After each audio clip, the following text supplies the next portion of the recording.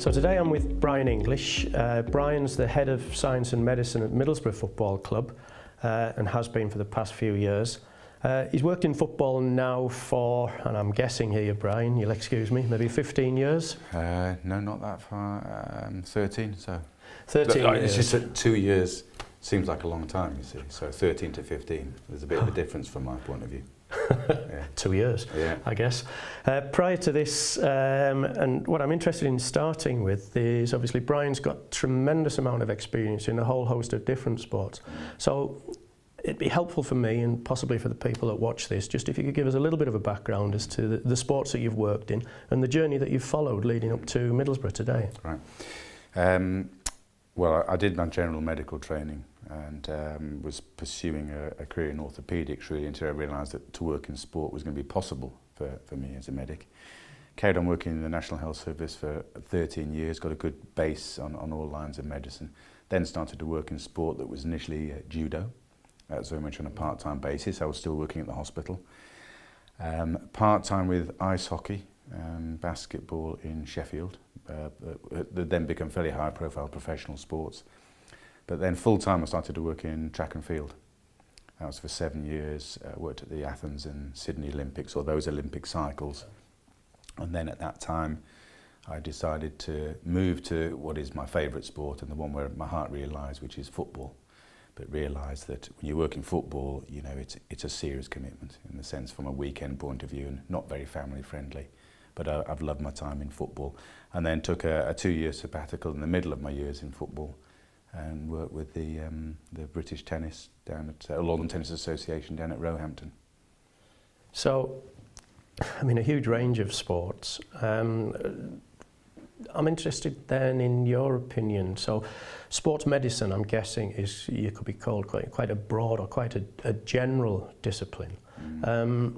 Is there such a thing as a sports medicine specialist that would say, okay, I'm a tennis sports medic, or I'm an ice hockey sports medic? Are there a specific set of skills or set of knowledge that you would build on your general training within sport?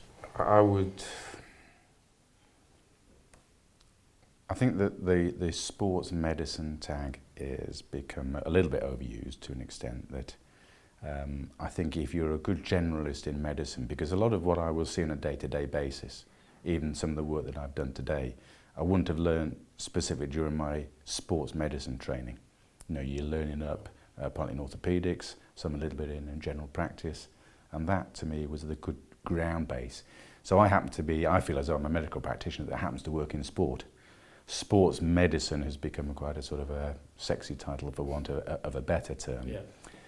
But medicine in sport is how I see it. Semantics, it may be. Football, you know, medicine specialist. I would never entitle myself as that. If somebody wanted to call that to me, then I'd be very complimented by it. I suppose you know, by years of experience, you get more familiar with the type of injuries that occur in football. You know, for example, you know, tear of the muscle in the thigh, rectus femoris. I hadn't really seen that before I worked in football. Okay. And then I had a quick learning curve on that type of injury on that muscle and how tricky it can be. So you learnt on the job. Again, managing that particular muscle injury, I didn't learn any of that management during my sports medicine training, which is quite generic and academic. You end up learning on the field to an extent. Did that answer your question? It certainly did, yeah.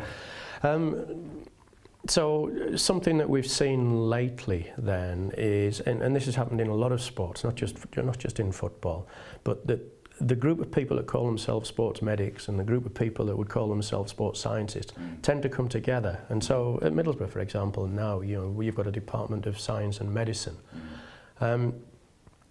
But I suppose they originated as two quite separate and different disciplines.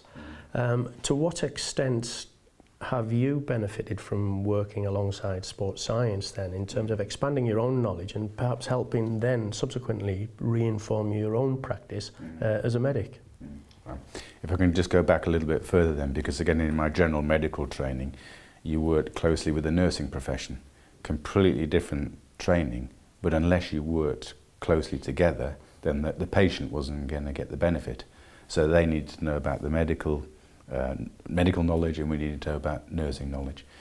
So going into sport for me, it was, I think, fairly obvious that I needed to learn a lot more about the sports science. Not that I was going to be a sports scientist because I hadn't chosen that particular route, but if I knew the type of work that was involved, the level of knowledge and what the potential of my colleagues was in sports science, then as a team going forward to deliver the service to the club and to the owner, then I feel you can do a better job as a symbiotic unit.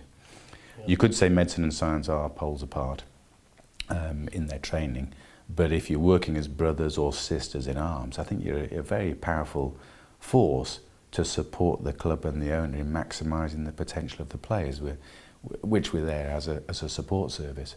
So I think we spend times as practitioners very much working on different projects, but the strength to me is recognising what you have in common. And I know I'm far less efficient at the club if my head of sports science is not thinking exactly the same way that I'm thinking, and I'm not thinking the same way that he or she is thinking. Yeah, I suppose winding the clock back those 13 or 15 years, I can't remember which one, somebody who had a profound influence on the world of sports science, and I think it would be fair to say on yourself, who you came across at Chelsea, was Nick Broad. Yeah. I'd be interested just to get your take on just how Nick impacted and influenced your own thinking as a practitioner. Right. It was 12 years, by the way. I've just calculated it back, so I was like, obviously feels like 15 or 13. The Nick Broad, I mean, Nick was the best sports scientist, if I can use that term, that I've worked closely with. When I started at Chelsea, I knew the first person that I needed to appoint would be a head of sports science, if I can use that as a title. And there wasn't one at the time at Chelsea. And through networking and talking to various colleagues, it was the man at Blackburn at the time that was Nick Broad. His name kept on coming up. Yeah. So I met Nick. I think we were at a away game in either Liverpool or Blackpool. Met him, very impressed by him, his knowledge, his drive, his passion. You could just tell straight away the quality that was there. So he ended up being appointed, and I would still say my years in football, the best appointment that I made, or I was fortunate enough to make. And again, Chris, to me, it's the closeness of that relationship. And you know, the times when we were the last people in the building at the training ground, 7, 8, 9, 10 o'clock at night, the players are gone, the coaches are gone, but that was time in a way that we could get our heads around the projects and how we could improve as a department, and that people would say, that's a good science and medicine department to that particular club. Because if your colleagues view you in that way, then that gives you far greater satisfaction, with all due respect, than if the players or the coaches think that. So it was just a learning curve for me to see the drive and how much the sports science people could complement my work. Because I would go to them with a problem saying, we've had a bit of a run of hamstring injuries. I'm getting asked by the coach, how has this happened? And I think it might be the way that they're coaching them or training them, but I have no answers. No. And if you're not careful, you might get the blame. And sometimes, rightly you get the blame, but again, as Nick as science, he would listen to my problems and say, right, well, we can look into that, or we can measure it, or if I don't know how to do it, I'll find somebody that can. And that's akin to my profession. You've got a problem, you've got an injury. If you can't manage it, I'll always find somebody in England or anywhere in the world to sort out my particular player, constantly looking for the best for the players rather than just dealing with it in-house.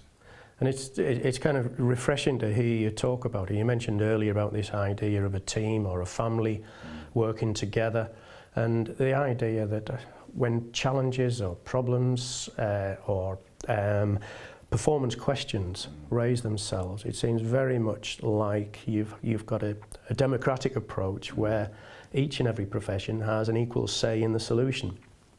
I think football, from time to time and in certain environments that I've witnessed, it seems a lot more comfortable adopting a much more hierarchical situation where people want to first of all put structures in place where you've got superior-inferior relationships as opposed to if you like, the family one that you describe. Would that be fair? Yeah, I think so. And I think Peter Kenyon, who was the chief executive at Chelsea at the time, you know, he taught me a lot with regards to managing people.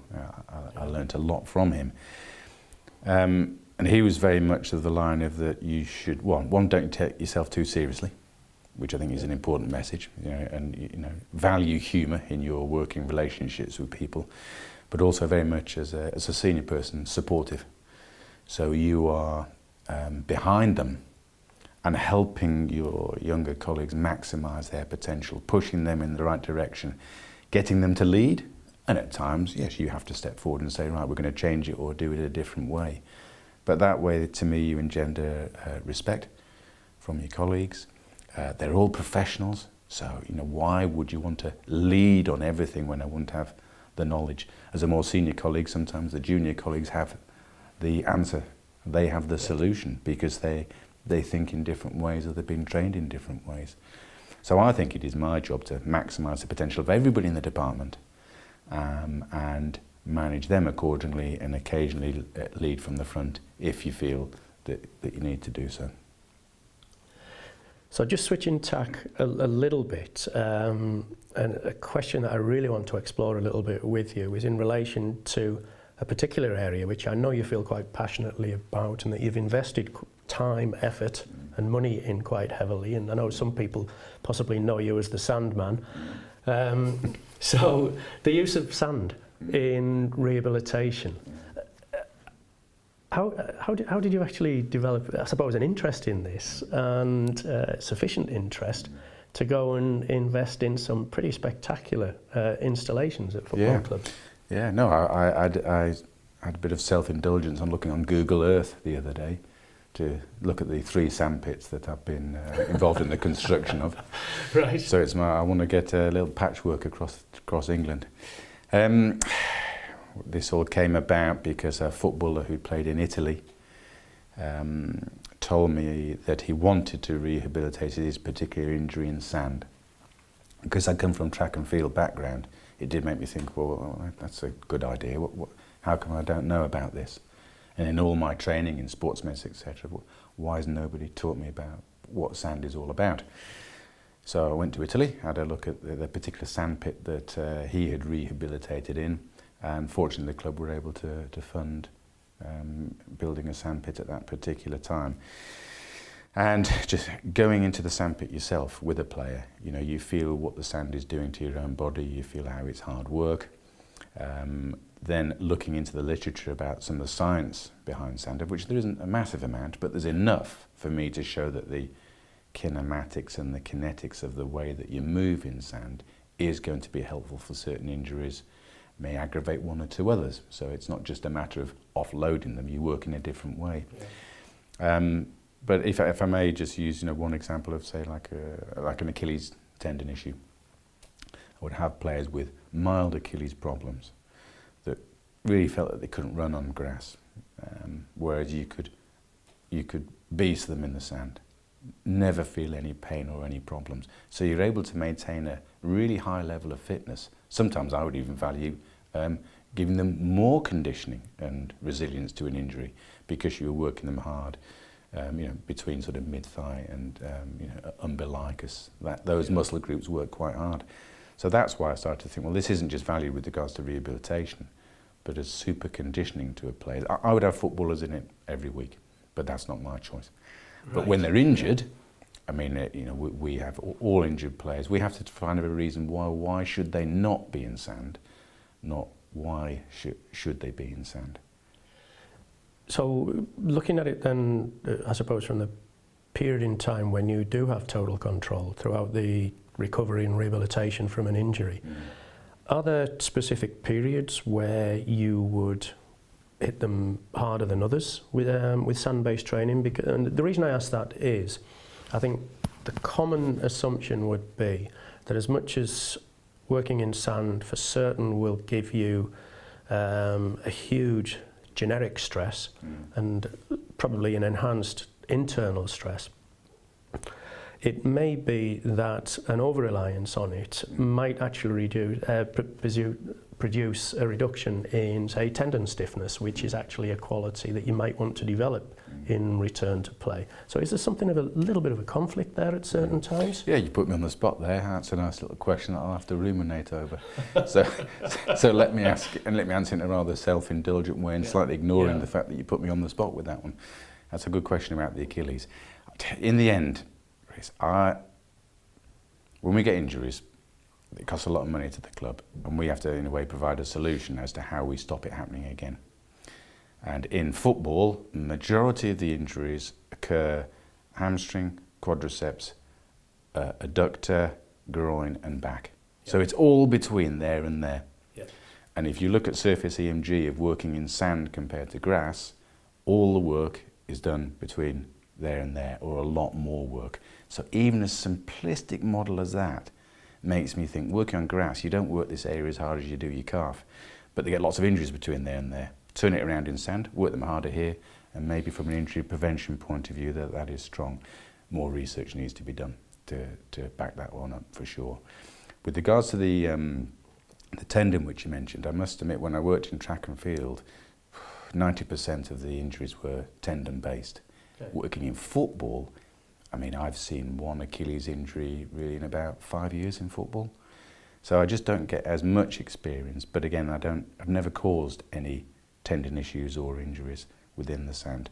But it's not for the fact of not wanting to look into it more, get the universities on board, get some better quality research. But as the nature of the job, I have to provide a service of which I'm paid to do, and that isn't really to produce quality research, unfortunately.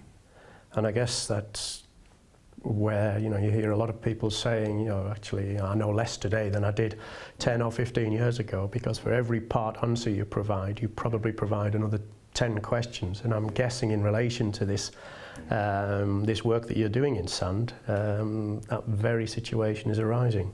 I look at the literature that's produced over the years on the replication of movement in water, and then how it complements to people moving properly on land. And you could even take that to people who are in their 80s and 90s with arthritic joints. So getting people moving normally in an environment, if you can achieve that in sand, I certainly think that replicates better when you work them in an environment where at that particular time they're not quite so comfortable, which would be the grass. It also, it's fun, it occupies time, it's a good cardiovascular buzz. And in my initial years working in football, sometimes we'd rehabilitate the player, 6 weeks later they'd be ready to go, but they weren't fit. And we hadn't touched on that cardiovascular button. And being on a static cycle is not mind-numbing for everybody, but for most footballers it's a bit mind-numbing. Whereas when you're in the sand, the diversity of the work that you can do, so the mental and physical stimulation to me is infinite. So have I become obsessed about the work in the sand? I hope not, but it definitely for me has provided a lot more answers than questions with regards to getting some physical gains during an injury phase. So going on to the point that you made, that you'd very much like to have the whole squad engaging with some sand-based work, whether that be in a controlled way to take some load away from tendons, whether that be to enhance and improve central fitness. I'm interested then because loading them in this different way, initially at first, well obviously there'll be some kind of carryover or some kind of latent effect. At what point in the week, assuming you're playing a game on a Saturday and a game on the following Saturday, and we have a traditional British football week where the players may or may not recover on the Sunday, but they'll have the Wednesday as their rest day. Where in the week would the sand-based work most effectively be based? So I'm just really relying on anecdote here, and by going through the end stages of rehabilitation. Once somebody conditions to sand-based work, I don't find that if you do 3/4 of an hour with them that there is any hangover effect the following day. When you first start getting them conditioning sand-based work, they can feel quite heavy-legged the day after. Yeah. So from that point of view, I would say if the game was on a Saturday, I wouldn't do it on a Thursday or a Friday. Because if anything was to happen in the game or they didn't perform well, it would be my 5 minutes in the sand rather than the 6 hours of training that they'd done during the week. That's just the nature of the business, where it's a bit, oh, we've not done that before. It could be 6 hours of training during the week. If I suggest 5 minutes of sand, I'm not quite sure whether you can do that. So I just need to spend more time trying to convince that this would be of value. The value of work that's done in a gym, or strength and conditioning based work, elastics, work on the Kaiser, is accepted now, because you see the videos and everybody's doing it. Go out and work in the sand. How's that going to affect the players? So it's just a bit more time, more education, more knowledge. Reference to the fact that people in certain countries work in the sand on a weekly basis. I believe that the Brazilian team, not just because of the weather and the beaches that they have, but that they don't hesitate to spend time working in the sand as a whole squad. So we're in a country where access to ocean grade sand, which is what you need, by the way, Yes. there are different types of sand, is not so easy. So I understand culturally that's why it's not a thing necessarily everybody would do.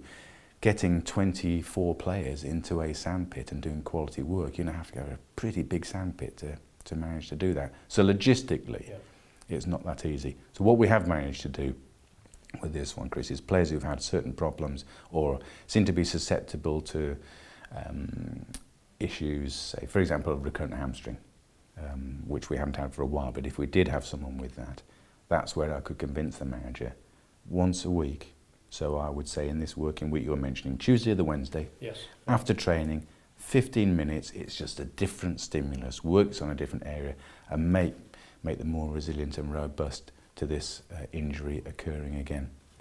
And you're absolutely right. The conversation that we're rehearsing here is exactly the same conversation that maybe 10 or 15 years ago was being had about gym work. And there was such a resistance on the part of coaches and certain players to engaging with the gym, because they felt that there was some kind of latent hangover. It made them feel stiff post-event. But I'm guessing nowadays you're almost having to fight players out of the gym at times. Yeah, I mean, again, people come from different countries and culturally they work in different ways. Certain people who've worked in this country and other countries, they're wondering why they're not allowed to spend time in the gym on the Thursday and the Friday. We say you've got to get fresh before the game, whereas others it's something that's completely new. I think each club develops its own identity, and practitioners have certain passions to work in a certain area. And when you're trying to convince professional athletes about the value of work, your eyes and your passion can give a lot away with regards to this being of value or not. Yes. But what I think that we would aspire to do at our football club in a way is we have to support the manager and keep the players fit and well, and gradually introducing one or two other areas where we think it will add from a prevention point of view. I think to go ahead and start to suggest or do things without engaging the head coach involved in that process is a mistake, because in the end we are trying to provide a service to support him managing the players to get what is a results-driven business in the end. Yeah. I'm going to ask you one more question. It's going to put you on the spot a little bit again, so please excuse me ahead of this.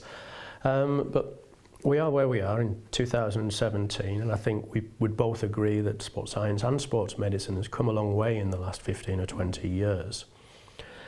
Are there any big challenges, though, that we still need to crack or we still need to address? Is there something that we've been chipping away at for a period of time and really haven't yet quite resolved, even if it's something in relation to dynamics within a club? Is there something that we could or should be doing better?